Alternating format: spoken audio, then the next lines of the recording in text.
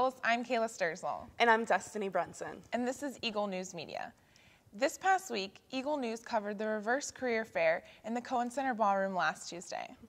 Over 20 student organizations showcased at this event, and approximately 26 companies attended, including companies such as Alico Company, Marissa's Collections, and Enterprise. This is the second time the event has occurred on campus, and Liz Laredo, the Career Services Coordinator, told Eagle News that she felt that student organizations really stepped it up this year and that employers were very impressed.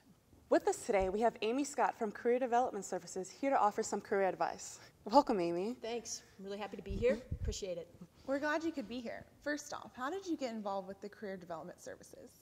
Sure. Actually, my background is corporate America, and I spent the last 20 years in advertising and marketing. But I have a degree. My bachelor's is in education. And along the way, I always knew I'd come back to teaching in some form or fashion. And when I moved to Florida, I really fell in love with FGCU and found that working with students was something that was mutually beneficial. It seems like the students get a lot out of it, and so do I. So I've just had a real great experience and opportunity to kind of reinvent myself and bring all of the experience I've had in the past forward to help students. So the way I put it is now I help students market themselves. That's wonderful. So did you attend this past week's Reverse Career Fair? Oh yeah, I was there. It was great. A lot of energy, a lot of passion from our students who were representing their not-for-profit or their RSOs. Our employers really like it. It gives everybody a chance to communicate in a more casual forum. And I think mostly for the students, they're speaking about something they're passionate about, either their fraternity or their not-for-profit. And it gives, I think, them a sense of comfort. And I'll tell you, our students really took it up a level this year. And we got great comments from the employers. So I think it's really productive. Okay. Concerning resumes, what are some of the common problems that you come across? Right. Resumes are tough. You know, nobody really likes to take the time to talk about themselves. I think it's a hard thing to do. So the first thing I would say is really work at it. We see students tend to want to be informed by formats or other people's resumes, and you really kind of have to dig into yourself and really reference yourself and be original in your resume. And that's hard to do. The second thing I would say is keep it simple. One page. No color fonts, no fancy fonts, something in black and white. Keeping that resume and all of the language and all the text flush left, and keeping things out of the middle is important as well, because people read left to right in all but a few languages. And the computer is all programmed and laid out left to right. So make sure everything's reading left to right. And then the last thing I would say is language. Really researching the language of your industry and your professional field, and using that and reflecting that. In other words, instead of saying I did some research, I analyzed some data. Just as an example, really need to take your language up a level and present yourself as someone who knows the language of the profession. Especially if you're coming from college. Yeah. Exactly. With that knowledge. That's right, and really work it. Many students find presenting themselves to the job market intimidating because they don't have any real-world experience or transferable skills that they can find. Right. What advice would you offer these students? Right. I love the word transferable skills because it is, we work with human resources managers, and they actually say, we understand students don't have the specific professional experience, but what we want to see is that they've applied themselves on campus, whether that's a leadership position, whether that's volunteering, whether that's in academics. Sometimes students won't actually use an example of a team exercise they've had or a project they've done, and employers want to know. So taking time to really look at what you've done and make sure right now, if you aren't, getting involved with your academic, with your professors on campus, and then taking that and talking about organizing, leading, researching, and talk about those in terms of the profession. That's what employers want to know. And students really undermarket themselves. They really have a lot to talk about. So really working the experiences on campus into a professional format is doable, and they can really have great stories to tell about themselves. What are employers looking for in a job candidate, and what are some things students can do to help themselves stand out? Right.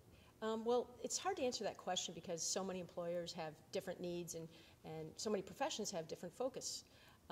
For For instance, a scientist, we're going to really want to see detail, and we're going to want to see accuracy. With a marketing or communications professional, you're going to want to see great communication skills, interpersonal skills, experience in working with the public. So that's hard to answer, but I can tell you overall, every interviewer, every HR professional is looking at a candidate and actually saying, do I want to work with you? And that's really all about fit, and that's what everyone calls it. Will you work well with our current team? Are you going to be productive? Do you have the right personality? And is it a mutually beneficial experience that's going to help the organization and help the employee? So it's all about, do I want you to work with me?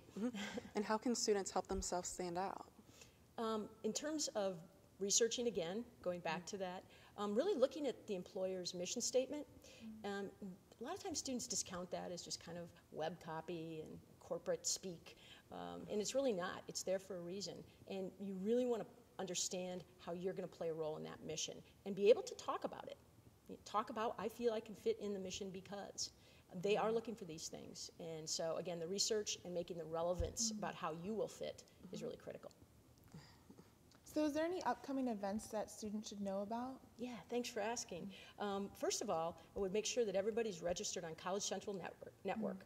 College Central Network. There are over 200 jobs there right now for FGCU students especially. There are titles like communications intern, web designer, programmer. Also on our website, you can actually find College Central there. It's Student Services, fgcu.edu careers. And our phone number is 590-7946, or you can go to the A to Z and just look up Career Services. We do have a career fair coming up, and that's on April 4th. And to track all of our events and services, make sure that you look at our social media, join our Facebook and our Twitter, because it's your service, it's your office. So come on in and use what's there for you. Speaking of the need to stand out, the potential job interview tends to cause a lot of anxiety. What advice do you have for students concerning going to interviews? Right. Well, actually coming here today, I was a little nervous for this interview. It's a natural thing, to people. I don't know why everyone thinks that, you come into this world, hopefully, with 10 fingers, 10 toes, a great smile, and the ability to interview. That's not true. It's a skill. And as anyone knows who's tried to learn a new skill, the best way to learn it and to be better at it is to practice. And so practice is critical. And practice with your roommate, practice with your mom, practice phone interviews, practice, practice, practice. Second thing is preparation. Really see that students don't do the research. That means going on the web, understanding some of the recent events that have happened in an employer, finding out even what some of the common interview questions are, using blogs and appropriate materials. So I would say it's practice, preparation, and it's research. And if you do those things, it'll get easier. But I don't think you'll ever take away all the nerves. Yeah. I wish we had that pill. Yeah. Well, great advice, Amy. Thank you so much for coming on set today and lending us some wonderful insight. And if you have any further questions regarding resumes or interviews, the Career Development Services is located on the first floor of the Cohen Center, and it's open from 8:30 a.m. to 5 p.m. Monday through Friday. We now turn to Amran for World News. Thanks, Destiny. The U.S. has decided to close its embassy in Syria due to security concerns over President Bashar al-Assad's crackdown on protesters. Regarding the Republican primary, Rick Santorum has taken the lead over other candidates in the states of Colorado, Minnesota, and Missouri. Finally, the Susan G. Komen For the Cure Foundation has reversed its decision to pull funding from Planned Parenthood. The foundation promises to continue current funding as well as provide eligibility for future grants. Well, today is February 14th, Valentine's Day, and it's all about the love. However, in the past, other historical events have occurred on this day. In 1929, the St. Valentine's Day Massacre happened as a result of a gang war between Al Capone and Bugs Moran. Several of Moran's henchmen were lined up against a wall and shot by 4 assassins disguised as police officers. Meanwhile, in London, England, at St. Mary's Hospital, Sir Alexander Fleming discovered and introduced penicillin. Fleming had left a plate of bacteria out in the open, and a mold had resulted in a formation. His research on the mold led to the development of antibacterial medicine that we have today. That's a tidbit of history for you, and now we turn to Kendall with sports.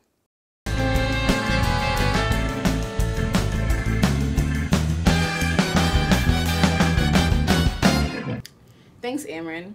On the 5th of February, women's tennis defeated Bethune-Cookman with a score of 6-1. The following Wednesday, women's golf closed out the final round of the Courtyard Classic 4th of 6. February 11th, softball won 2 games, the first against Long Island with the final score of 7-1, the second against Maine with 8-1. The same day, men's tennis played against FAU, losing 5-2, and men's and women's basketball both played Belmont, men losing 86-63 and women's winning 54-34. On Sunday, the final day of the USF softball tournament, FGCU lost to Illinois State 11-0 and number 2 Florida 5-0. On Saturday, softball plays against Tennessee Martin at 6 and St. Louis at 8:15. Baseball faces off against Bethune-Cookman at 6:30 and men's basketball plays Stetson at 7:05. On Saturday, softball plays Delaware at 6 and Boston College at 8:15, and women's basketball versus Stetson at 7:05. This has been the E&M Sportscast. Thanks for tuning in. I'm Kendall Glory, signing off.